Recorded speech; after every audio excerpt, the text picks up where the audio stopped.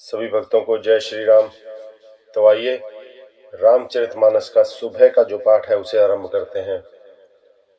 और जैसा कि मैं हमेशा कहता हूं, धर्म की राह पर एक बार फिर से एक साथ चलते हैं। तो मेरे साथ बोलिए जय श्री राम। दोहा। माया ईस न आपु कहूं, जान कहिए सो जीव, बंद मोक्ष प्रद सर्ब पर माया प्रेरक सीव।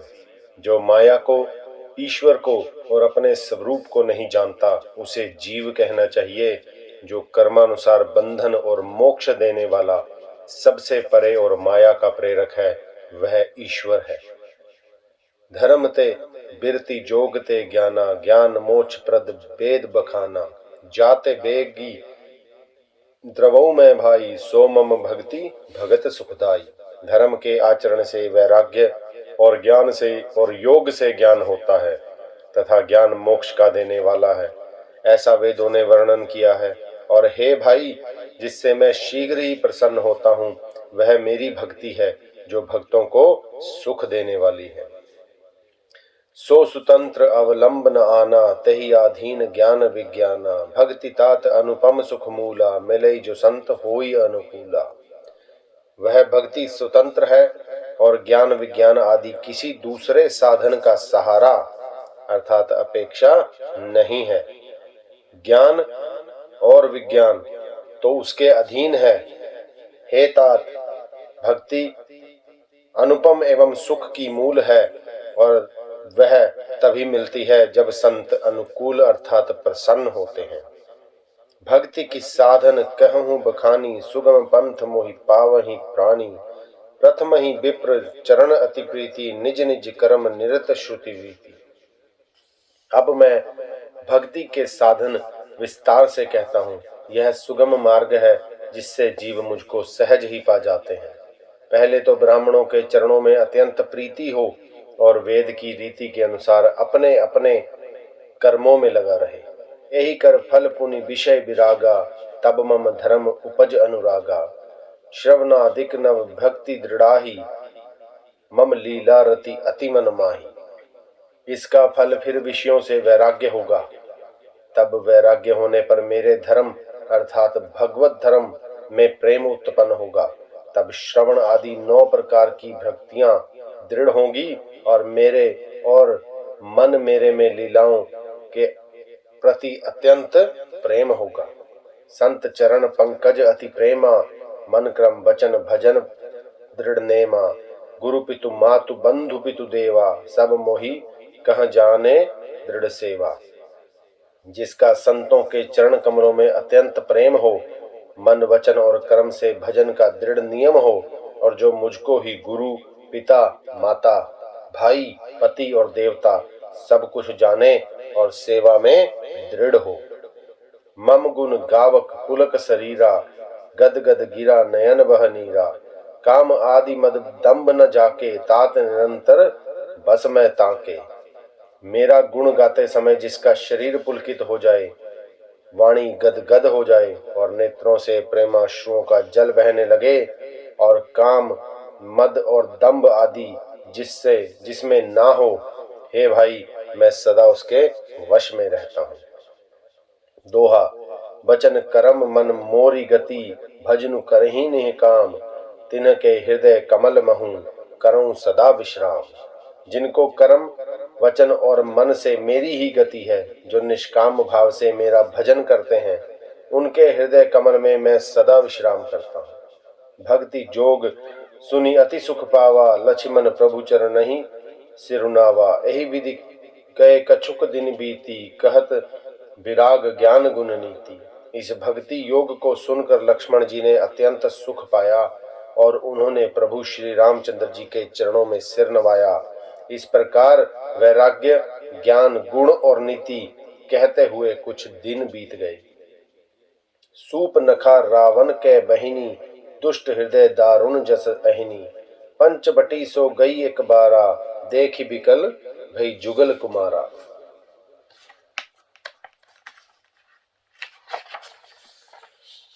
अर्थात शूर्पनखा नामक रावण की एक बहन थी जो नागिन के समान भयानक और दुष्ट हृदय की थी। वह एक बार पंचवटी में गई और दोनों राजकुमारों को देखकर विकल अर्थात काम से पीड़ित हो गई।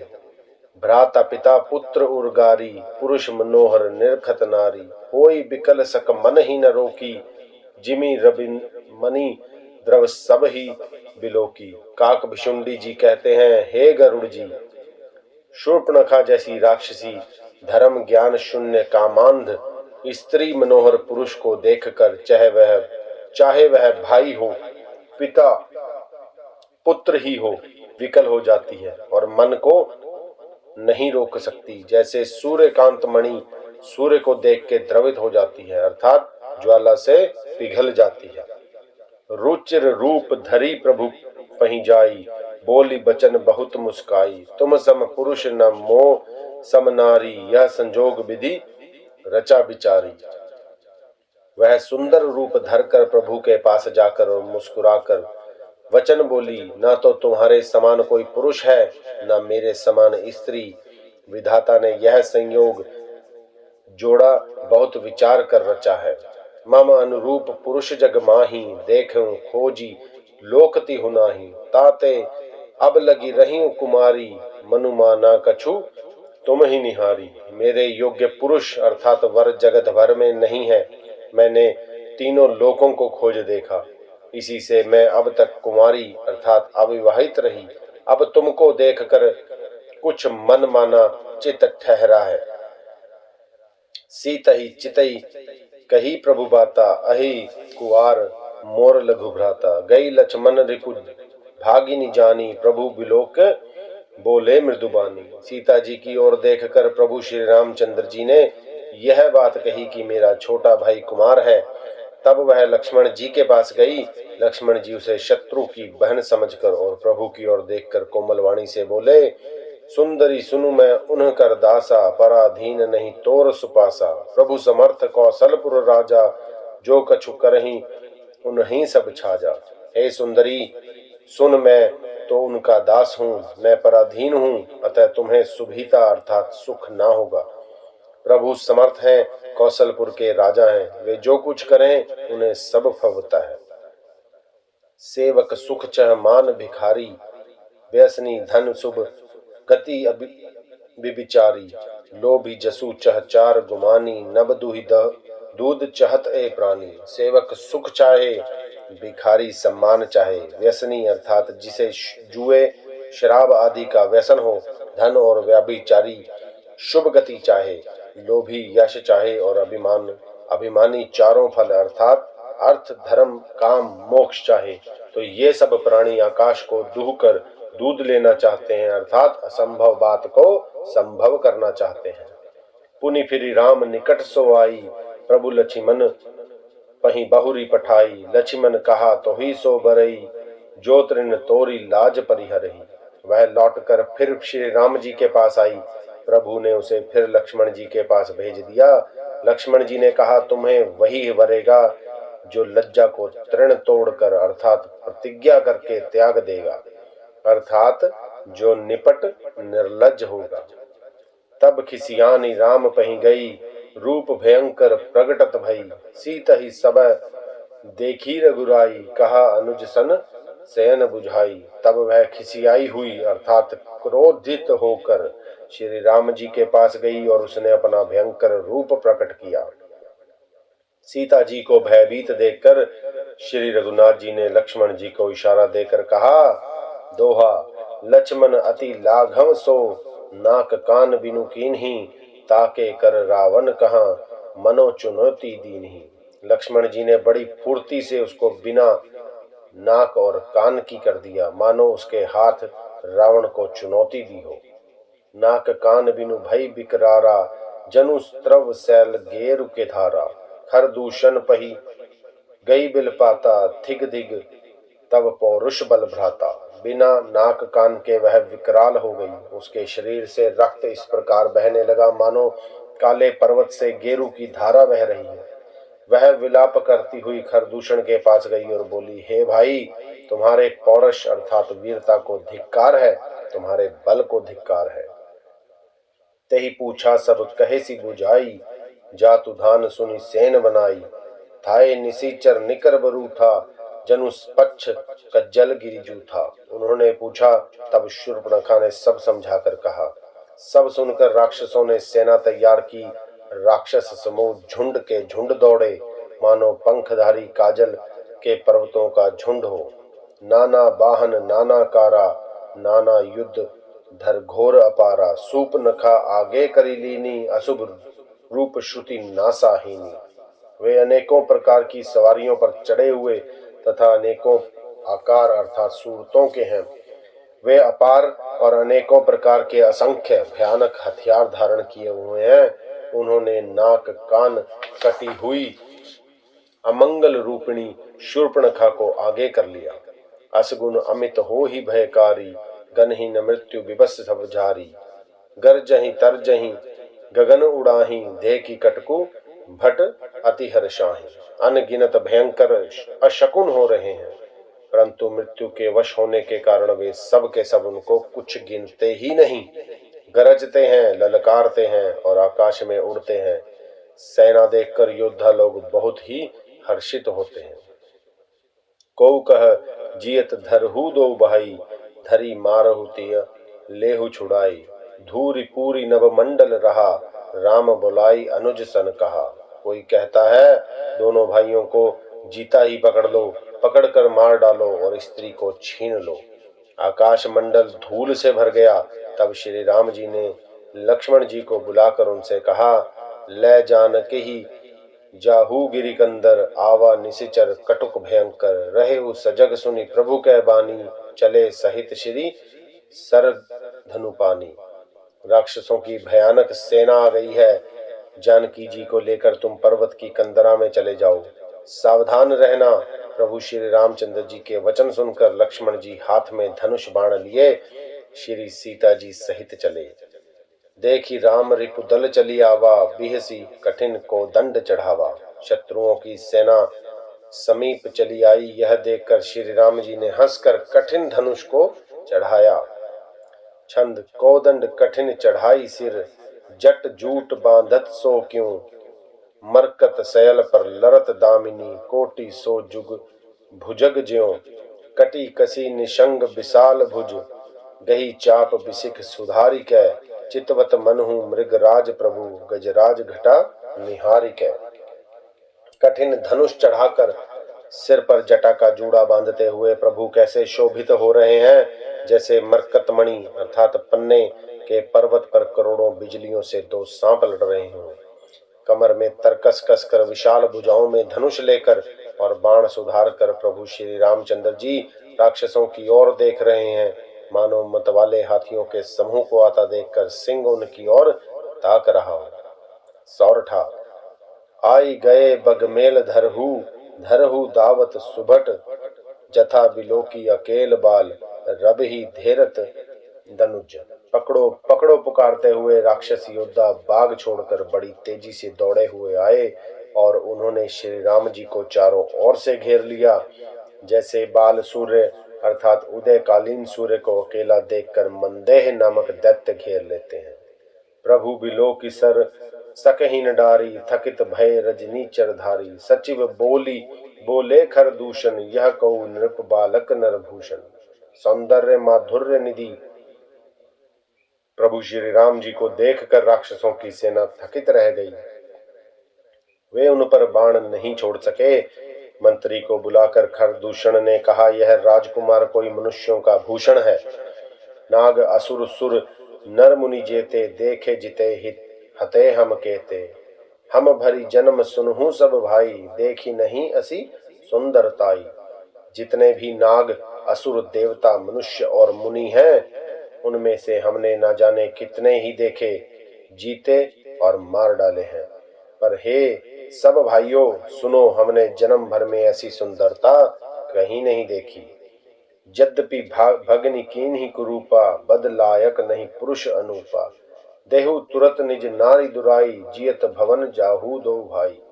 यद्यपि इन्होंने हमारी बहन को कुरूप कर दिया, तथापि ये अनुपम पुरुष वध करने योग्य नहीं है। छिपाई हुई स्त्री हमें तुरंत दे दो।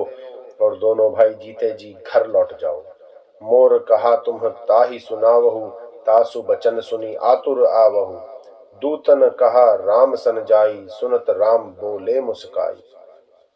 मेरा यह कथन तुम लोग उसे सुनाओ और उसका वचन अर्थात उत्तर सुनकर शीघ्र आओ।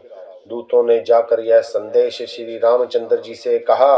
उसे सुनते ही श्री रामचंद्र जी मुस्कुराकर बोले, हम क्षत्रिय मृगयावन करहीं, तुमसे खल मृग खोजत फिरहीं। रिपु बलवंत देखी नहीं डरहीं, एक बार कालहु सन लरहीं। हम क्षत्रिय हैं, वन में शिकार करते हैं और तुम्हारे सरीखे दुष्ट पशुओं को तो ढूंढते ही फिरते हैं। हम बलवान शत्रु को देखकर नहीं डरते, लड़ने को आवे तो एक बार तो हम काल से भी लड़ सकते हैं। यद्यपि मनुज दनुज कुल घालक, मुनि पालक खल सालक बालक। जो न होई बल घर फिरी जाहूं, समर विमुख में हतऊ न काहूं।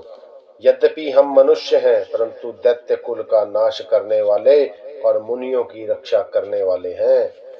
हम बालक हैं, परंतु हैं दुष्टों को दंड देने वाले। यदि बल न हो तो घर लौट जाओ, संग्राम में पीठ दिखाने वाले किसी को मैं नहीं मारता। रण चढ़ी करई कपट चतुराई, रिपु पर कृपा परम कदराई। दूत न जाई तुरत सब कहेऊ, सुनि खर दूषण उर अति दहेऊ। रण में चढ़कर कपट चतुराई करना और शत्रु पर कृपा करना अर्थात दया दिखाना तो बड़ी भारी कायरता है। दूतों ने लौटकर तुरंत सब बातें कहीं, जिसे सुनकर खरदूषण का हृदय अत्यंत जल उठा। छंद उर दहियु कहियु की धरऊ, धाय बिकट भट रजनी चिरा। सर चाप तोमर शक्ति शूल, कृपा परिघ पर सुधरा। प्रभु कीन्ही धनुष टकोर प्रथम, कठोर घोर भयावहा। भय बधिर व्याकुल जातु धान, न ज्ञान तही अवसर रहा। खरदूषण का हृदय जल उठा। तब उन्होंने कहा, पकड़ लो अर्थात कैद कर लो। यह सुनकर भयानक राक्षस योद्धा बाण धनुष तोमर शक्ति सांग शूल बर्छी कृपाण कटार परिग और फरसा धारण किए हुए दौड़ पड़े। प्रभु श्री राम जी ने पहले धनुष का बड़ा कठोर घोर और भयंकर टंकार किया, जिसे सुनकर राक्षस बहरे और व्याकुल हो गए। उस समय उन्हें कुछ भी होश न रहा। दोहा सावधान होई धाय, जानी सबल आराती। लागे वर्षन राम पर, अस्त्र शस्त्र बहु भांति। फिर वे शत्रु को बलवान जानकर सावधान होकर दौड़े और श्री राम जी के ऊपर बहुत प्रकार से अस्त्र शस्त्र बरसाने लगे। तिनके आयुध तिल सम करी काटि रघुबीर, तानी सरासन श्रवण लागी, पुनि छाड़े निज तीर। श्री रघुवीर जी ने उनके हथियारों को तिलके के समान टुकड़े टुकड़े कर डाला। फिर धनुष को कान तक तान कर अपने तीर छोड़े। छंद तब चले बान कराल, फुंकरत जनु बहु बयाल। कोपयु समर श्री राम, चले बिसिक निसित निकाम। तब भयानक बाण चले, मानो फुफकारते हुए बहुत से सर्प जा रहे हैं। श्री रामचंद्र जी संग्राम में क्रुद्ध हुए और अत्यंत तीक्ष्ण बाल चले। अब लोकी खरतर तीर, मुरी चले निशिचर वीर। भय क्रुद्ध तीनेउ भाई, जो भागी रनते जाई। अत्यंत तीक्ष्ण बाणों को देखकर राक्षस वीर पीठ दिखाकर भागे। तब खरदूषण और त्रिशिरा तीनों भाई क्रुद्ध होकर बोले, जो रण से भागकर जाएगा तही बबद हम निजी पानी। फिरे मरण मन महु ठानी, आयुध अनेक प्रकार, सन्मुख ते करहीं प्रहार। हम अपने हाथों से उसका वध करेंगे। तब मन में मरना ठान कर भागते हुए राक्षस लौट पड़े और सामने होकर वे अनेकों प्रकार के हथियारों से श्री राम जी पर प्रहार करने लगे। रिपु परम कोपे जानी, प्रभु धनुष सर संधानी। छाड़े विपुल नाराज, लगे कटन विकट पिशाच। शत्रु को अत्यंत कुपित जानकर प्रभु ने धनुष बाण चढ़ाकर बहुत से बाण छोड़े, जिनसे भयानक राक्षस कटने लगे। उर शीस भुज कर चरण, जहां तहां लगे मही परन। चिक्रत लागत बान, धर परत कुधर समान। उनकी छाती, सिर, भुजा, हाथ और पैर जहां तहां पृथ्वी पर गिरने लगे। बाण लगते ही वे हाथी की तरह चिंघाड़ते हैं। उनके पहाड़ के समान धड़ कट कट कर गिर रहे हैं। भटकटत तन सतखंड, पुनि उठत करी पाषंड। नभ उड़त बहु भुजमुंड, बिनु मौली धावत रुंड। योद्धाओं के शरीर कटकर सैकड़ों टुकड़े हो जाते हैं। वे फिर माया करके उठ खड़े होते हैं। आकाश में बहुत सी भुजाएं हैं और सिर उड़ रहे हैं तथा बिना सिर के धड़ दौड़ रहे हैं। खग कंक काल श्रृगाल, कट कट ही कठिन कराल। चील या क्रौंच, कौवे आदि पक्षी और सियार कठोर और भयंकर कट कट शब्द कह रहे हैं। तो आज के लिए और सुबह के पाठ के लिए इतना ही। हम इसको आज यहीं पर विश्राम देंगे और संध्या को फिर आप लोगों से मुलाकात होगी और इस प्रसंग को हम फिर से आगे बढ़ाएंगे। तब तक के लिए आज्ञा दीजिए और राम नाम जपते रहिए। बोलिए जय श्री राम।